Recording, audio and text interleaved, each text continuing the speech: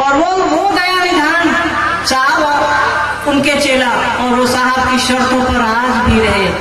उन्होंने साहब की हर शर्त को अपने सर माथे पर रखा। किस लिए रखा? क्योंकि साहब के लिए एक ही चीज है, वो है महादेव। तो साहब ने जो कहा है कि खड़े हो जाओ यार, उसके लिए साहब का खड़ा होना और शिव का अपना समझना दोनों रेसिप्रोकल है। इसीलिए खड़े हो जाइए, हम आप उसके हो जाएंगे।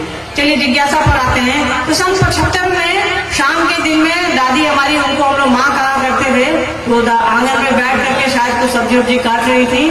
तो साहब तुर्की में रहते थे, बाहर आउट हाउस में उनका कमरा था, क्योंकि साहब बाहर रहना पसंद करते थे। तो साहब बाहर मोड़ पर से पान खा करके आए और वो आंगन में खड़े हुए, और वो चाबी ऐसे चाबी का एक गुच्छा रखा ना, ऐसे ऐसे वो घुमा रहे थे। तो वहां नमः उनके सांस पर आया, अचानक से नमः उनके सांस पर आया और शिवाय बाहर हुआ। तो साहब ने कहा, अरे अरे एकरे तो खोजत रहनी। भोजपुरी, क्योंकि साहब हमारे भोजपुरी भाषी हैं, सिवान उनका जन्म स्थान है। तो साहब ने कहा, अरे अरे एकरे तो खोजत आनी। तो ये दोनों स्पॉन्टेनियस, मतलब दोनों एक साथ होते, ऐसे ऐसे जब वो चाबी घुमा रहे थे तो चाबी नीचे गिर गई आंगन पे। तो दादी ने पूछा, माँ ने पूछा, दादी माँ ने पूछा कि का गिर गई, क्या खोजत, मतलब भोजपुरी में क्या खोजत, का भुलाई रहे, मतलब क्या भुलाया था। हिंदी ज्यादा आसान है मेरे लिए। क्या भुलाया था, का भुलाई रहा। तब साहब ने कहा कि कुछ नहीं, वो चूंकि चाबी गिर गई थी। तो साहब ने कहा, कुछ नहीं माँ, चाबी खोजत रही, चाबी भुलाई रहा, मतलब चाबी उनको मिल गई। और देखिए साहब का ये शब्द कितना बड़ा दरवाजा खोलता है हमारे आपके लिए, अध्यात्म का कितना बड़ा दरवाजा खोलता है कि हम आप भी भुलाए थे। साहब आए धरती पर, दीदी माँ आई और हमको और आपको शिव मिल गए, और अब क्या चाहिए, हमें तो मिल गए दोनों जहां। ठीक। शिवगुरु की अर्थात सत्ता से जनमानस को अवगत कराना है। शिवगुरु की अर्थात सत्ता क्या है, समझाने की दया कीजिए। यथार्थ सत्ता, यथार्थ अर्थ होता है जो है, ठीक है, सही, सच, सच।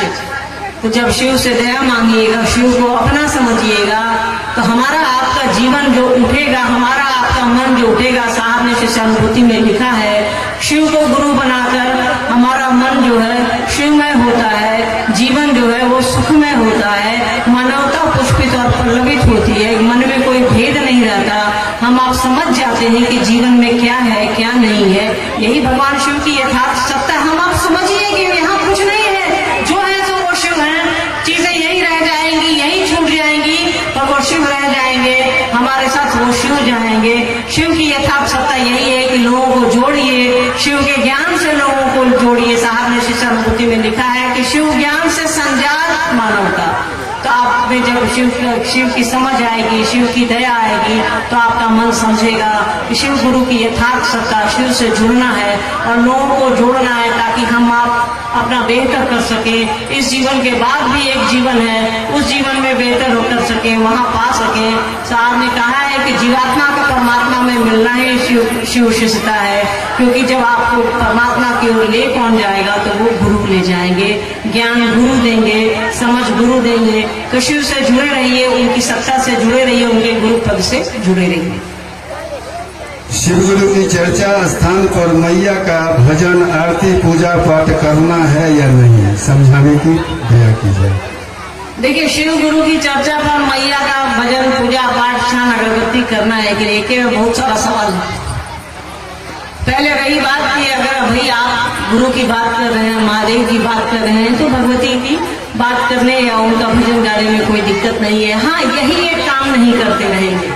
हजारों हजार साल से हम आप एक लोटा जल डालते आए हैं, अगरबत्ती दिखाते आए हैं, सत्यनारायण करते आए हैं और बहुत कुछ करते आए हैं, पूजा पाठ, भजन, यज्ञ, सब कुछ करते आए हैं, फिर भी हम आप बटे थे। भगवान शिव की शिष्यताई हमको और आपको एक छत के नीचे लाई है। ये अंतर ध्यान में रखिए, इस अंतर को समझिए कि किसी को अपना बनाने से आपके जीवन में क्या परिवर्तन आया है। ये अंतर समझना होगा हमको और आपको लगता है अगरबत्ती दिखला लेने से, भजन कर लेने से और गाना गा लेने से अगर वो आपका अपना हो जाए, तो आकर के देख लीजिए भैया, हम आप तो गाते ही आ रहे हैं। जिस दिन आपको लगेगा कि महादेव को गुरु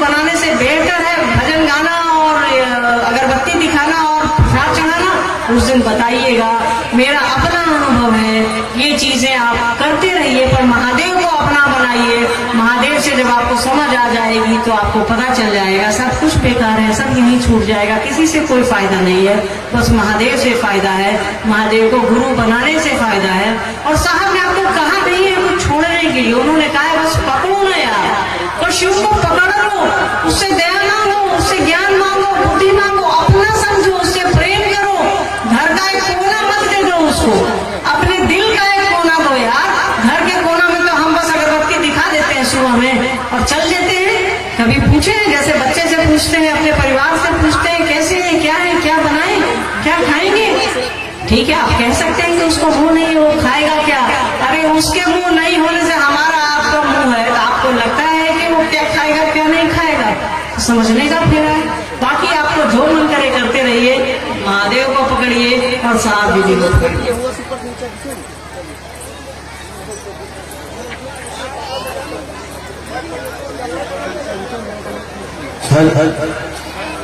शिव जन जन के गुरु हैं, अर्थात जतो जीव ततो शिव। तो क्या शिव को गुरु माने पुनः शिव तत्व एवं गुरु तत्व किसे कहा गया है, समझाने की दया कीजिए। शिव को हर जगह शिव है, शिव जन जन में है, सही बात है, साहब की पंक्ति है, भरूचा ने कहा ना, शिव जन जन के गुरु है, साहब की पंक्ति है ये। जन जन और कण कण दोनों एक ही बात है। कोई बहुत अच्छा डॉक्टर है खगड़िया में, उससे इलाज कराइएगा तब ना आपकी बीमारी ठीक होगी। कोई खगड़िया में बहुत बढ़िया स्कूल है, सुनते हैं एक आवासीय विद्यालय पढ़ा या कहीं पर, उसमें आपका बच्चा पढ़ेगा तब ना आपके लिए वो अच्छा स्कूल है। स्कूल तो बहुत अच्छा है, पर जब तक आपका बच्चा नहीं पढ़ेगा वो आपके लिए क्या फायदा देगा ये बताइए। तो उनसे जुड़ाव करिएगा तभी मालूम होगा।